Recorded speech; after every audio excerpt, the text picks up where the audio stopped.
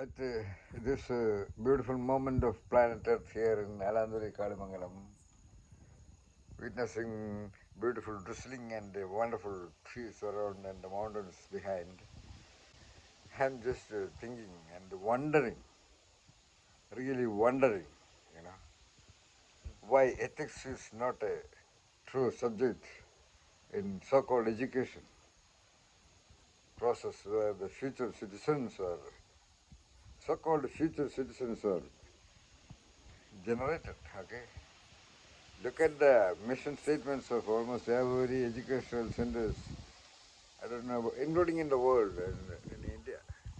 Even a local primary school talks about creating big whatever out of education, teaching ridiculously mechanical subjects and asking them to rote learn.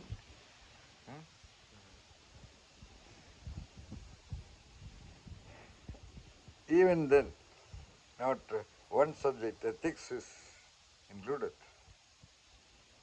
And I have been researching on ethics for at least 3 years during my 10 years of teaching ethics to management students. The subject title is business ethics. It is a bullshit. I realized when I just saw the title. So I never taught business ethics. I did not teach ethics either. So-called theories and myths and Puranas and all kinds of historical bullshit about ethics. No. I consciously use the word bullshit. Okay? Because that much I understand the stupid emptiness of the textbooks and curriculum. But I trained the ethical perspective, the ethical mindsetting of the students. This is not the topic which I wanted to talk right now. I also realized in that process that ethics is generally relegated into the domain of so-called religions, of the campaigns and collective consciousness or unconsciousness of the social milieu, the tradition, the community, whatsoever, the religions, races, locations, spaces, and so on and so forth. All directly, indirectly related in way to so-called religions. I think there's a reason, a wonderful reason, Amaya Rajarishi. Because ethics is about, I have defined, perhaps I am the only one who clarified a little more about ethics. Okay? I know this for sure because I have referred to almost all the books on ethics. There are much less books. There are journals also. Everybody just like uses right, wrong, etc. In a confused way. Anyway, that's what I felt. So I have clear specifications about ethics. It involves the bipolar dimensions of good, evil, hmm? Right, wrong, and correct, incorrect. Okay? Correct, incorrect are vis-a-vis available norms, standards, rules, regulations, stipulations. Okay? Starting with the mathematical correctness, 2 plus 2 is 4. Or other correctness of behaviors, responses, ways of doing, ways of relating, and ways of languages publicly accepted or which are true by the very phenomenon itself. The other correct is also about following a rule and regulation. For example, Indian penal codes to be compulsorily followed correctly. Okay? Procedures and so on and so forth. So it can be done correctly or incorrectly. Second is the right wrong. Right and wrong is vis-a-vis ideas. Correct and incorrect is vis-a-vis doing. Right and wrong is vis-a-vis knowing. You have some right knowledge. People have right behaviors, or wrong behaviors. And that is debatable. That is the principal focus of all ethics theories or books. Ethics is a situational thing. Ethics depends upon person to person, etc. Kind of vagueness is there. Because what is right for you is wrong for me.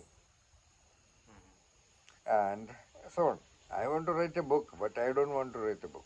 It's a different story. Because the world can never be again really ethical. So why should I write a book on my ideas? It is to be told to you, whom I consider as a future mystic leader. And I also talked about this for all the 10 years of my sessions for management students at the Chandragupta Institute of Management, Patna. Now, good and bad is have mental perceptions of it, you know. Another human being or even another animal, maybe a domesticated animal, maybe all animals, feeling pleased, you know, good, or feeling displeased, injured, humiliated, irritated, and so on and so forth. Okay. So good and bad is a feeling. So it has linkage with other two. If you do correctly, I feel good about you. You know, I say that is the word. If you do rightly, I feel good about you. So good and bad are mental experience or perceptions or analytical conclusions. Okay, right and wrong is debatable, but somebody can come at some kind of a negotiation or a compromise, and things that will go on forever. Because they don't understand, they are not capable of differentiating, discerning the correctness and incorrectness. Right and wrong is basically having some linkages with the correct and incorrect. You see. That's why people get even ethics thinkers do get confused, you know. Yeah. That means you have to be sure about what is correctness, which is there with every blade of grass, every plant, every tree, every piece of raindrop. They are correct. You cannot identify an incorrect rose. A rose is a rose is a rose. That is correctness and rightness, so that we feel good about it. So coming to the central point actually, so why this ethical aspect is primarily relegated to the role of religion is because when there is incorrect or wrong or bad, you know, because of the perception of bad, whatever is that perception agency in human beings that judges actions are as correct or incorrect or good or right or wrong, that system is so-called programmed in such a way to be displeased about being displeased, you know. When a little baby cries when it is not in good condition, you know, it is displeased. Okay. When a little child is doing some mischief, a so-called wrong or incorrect thing, the parents punish. What I mean to say that somehow there should be a force, you know, to suppress, to repress, to prevent, to eliminate the so-called bad feeling by eliminating the wrongs and the incorrects. It is not possible. Anyway, there's a constant attempt. The entire world is in the constant attempt of creating rights and corrects only, you know. Even if it is science and technologies or religion, politics or other things, okay. So, so there should be a so-called punishment, the philosophy of punishment, that itself is to be discussed, okay. That if somebody does wrong or incorrect, people feel bad about it or people feel that it is evil or bad. Anyway, people don't feel good. So, to satisfy, okay, to please the displeased, the incorrect and the wrong should be having done something, okay, then the only way is to punish. One is to prevent, if it does not happen or if it doesn't work. And when the prevented activity happens, then the only way is to punish. Okay, you cannot have a retrospective correction. So punishment is an inevitable correlate of ethics. That means the wrongs and the incorrects which induce called displeased feeling or do not make people feel good should be punished. Okay, so in a regulated system, there is so-called what you call judiciary system. There on penal code, we have Indian penal code, the High Court, the Supreme Court, and things like that for to debate the correct, right, and all that, based on the good, bad feelings of the society or in the philosophy of the penal code. Okay. And if there are actions beyond that, who will punish? You know? That is the so-called ultimate God. Oh my God. Okay. So even if the Supreme Court leaves you innocent, God will punish you. Okay. And there are so many doings and knowings and state of beings or activities done by people who are actually punishable. But there are no clear laws about it, no clear perceptions about it, no clear punishment system. So God will punish you. And on the other hand, this God is a concept derived basically from the power of the kings of the nomadic past. Yeah. Kings were the superpower, and population developed, awareness and knowings increased, and then, okay. Then the king himself had a doubt. So the king himself had to agree with the brilliant, cunning or clever direction of some mystic that I will create the concept of God. And invisible, indescribable, etc., etc. Okay, finished. All right. Yeah. And there is some kind of an indirect evidence also. What? Oh, who created all these things? Human worry. So there must be something other than all these things. So that is the God. So that God will punish you because the God has created you also like the plants and the planets. Okay. So God will punish you. Either the king will punish you or the God will punish you. Get the point? Got it. This whole religion philosophies are in a way kind of ethics only. The 10 Commandments of the Bible. So many directions given in the Quran. All the so-called religious texts. Alright? Alright. So many indirect implications, creatively analyzed from the myths and the Puranas of India. In fact, Mahabharata is the classic evidence of the conflict of ethics and the non-ethical. You know a lot of things about Mahabharata, right? Yeah. The so-called Ramayana, okay? And so-called myths and stories and anecdotes and whatever, printed language and spoken language are all about ethics. See, ethics is the fundamental reality of existence, Samaya. When the body is displeased, it has a complaint, it is aggrieved, you give food. Okay.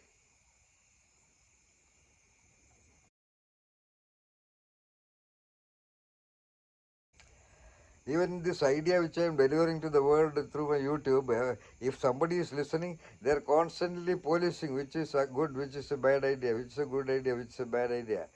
In the sense that which is acceptable to me, which is not acceptable to me. They hear all of this and they may say bullshit, okay? If they are of below average in intellectual capacities. Only plus 3 sigma kind of people can really feel the truth of what I say because they have also traveled the margins or crossed the margins of whatever I am talking. Only Socrates would understand me, I suppose. I am kind of a Socrates, a vagabond and eccentric, no doubt about it. I am happy that I am a Socratic person. But though I don't enjoy saying that, I am the way. I am, all right. I am so ethical to myself. Here I am quickly coming to the ultimate ethics. The ultimate ethics is not to the so-called non-existent God who will never punish you or do anything. It is not sitting somewhere up in the uh, bloody heights of the galaxies, deciding who is doing what good, what bad, and so on and so forth. Good and bad are possibilities here. Okay? So, forget about God and religion. Anyway, I will not be able to do anything. I just mentioned. I am just not concerned about religions. Religions are just the antagonistic agency of any God of their own conception. That's a different story. Okay. What I am proposing after my kind of research, I am a genius researcher. I have identified the 3 dimensions of what is called ethics. Such a person that every student would know. For example, in my last class, I just, for the sake of just like that, I called all the students outside and made an oath of the genius. It is an oath of ethics also. It is in the YouTube. Anybody can watch. Anybody in the world is welcome to watch it. Okay? And that kind of a genius researcher, I am telling you, the ultimate ethics is the ethical attitude towards you, to be good to you, to be right to you, to be correct to you, to your own inner so-called natural programmed perception of the so-called correctness and rightness and the goodness. Every everyone knows what is right, what is wrong, and what is good. Okay, vis-a-vis a lot of corrects. Children may not know many things because there are certain procedures and regulations in the environment. Okay. Many people may not learn correct about many things. Even now, many people do not know what is correct driving on the road. Every idiot is having a bike or a car now. They don't know correct driving. They just press the accelerator, straight the steering, and apply the brake. That's all. Evidenced by the large number of accidents in India, for example. And right and wrong. Okay. It is based on good and bad feeling. It will go on infinitely varying. All right. But you will know what is right, even when you say something wrong at an age of 35 or 40. It is about ideas. I told you correct incorrect is based on some parameters. Right and wrong is based on ideas. Of course, ideas govern the world, no doubt. I think, therefore I am. There's a mechanical world we imposed by the West unethically on the East. I told you the entire world is existing on ethics, unethics, or non-ethics conflict. History is filled with non-ethical activities only. In fact, non-ethical activity only comprises history of any country. What is the history of US? Everybody knows. At the same time, let me say, what is the history, the ancient history of India? The great Bharat, the great Hindustan. All right, that's a different story. Okay? Okay, sir. Coming to the point, Aham Brahmasmi is the greatest declaration of ethics. I am Atma Brahma is the great ethical ultimate declaration. You are that also. To be true to one's own inner so-called God. I don't have any God, I'm just using that word for the public. So-called central force that is operating everywhere, a part of which is connected in this talking body also. So be ethical to you. The so-called conscience, not conscious, conscience, C-O-N-S-C-I-E-N-C, so-called mano, sakshi, and develop knowings. Have some preliminary attitude. Let the parents be ethical. If the world is not ethical, no doubt parents are not ethical. At least in training the child to be ethical. Or they may become little bit unethical, perhaps in the process of making a child ethical also.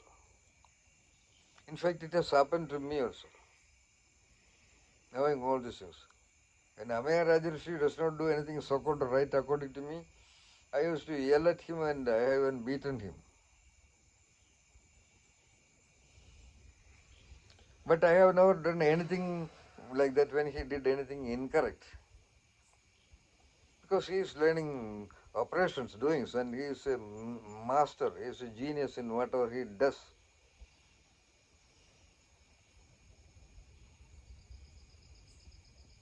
And I have made him a real good, wonderful human being.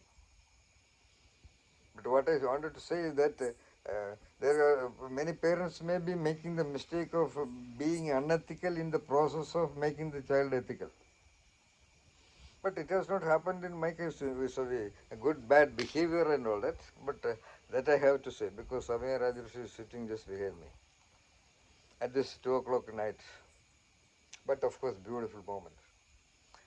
Not witnessing the beauty of night is unethical to the brilliant intellect, which can enjoy the beauty and the mystery and the wonder of every blade of grass, to every shade of light and every shade of rain. We often sit outside, just like that. It is unethical to injure the spirit of every blade of grass, actually speaking. But survival is designed in such a way, without annihilating the existence of something else, another thing cannot exist. People say, some of the thinkers say that even the nature is unethical. Tsunamis and tornadoes are unethical. No. Nature is just ongoing process, that's all. Nature is all about survival and evolution. So, therefore, even if something is killed, let something else live. But there is a general balancing. Nothing will get completely, what you call, eradicated from Earth, unless the so-called great human beings do something. So, be ethical to you. Be as a rose is a rose is a rose. This also I tell to the people, my students. I have given an ultimate implication for the English axiom of a rose is a rose is a rose. So it is absolutely ethical. It is firm, it is correct, it is complete, it is elegant, and it is in good flow with everything else.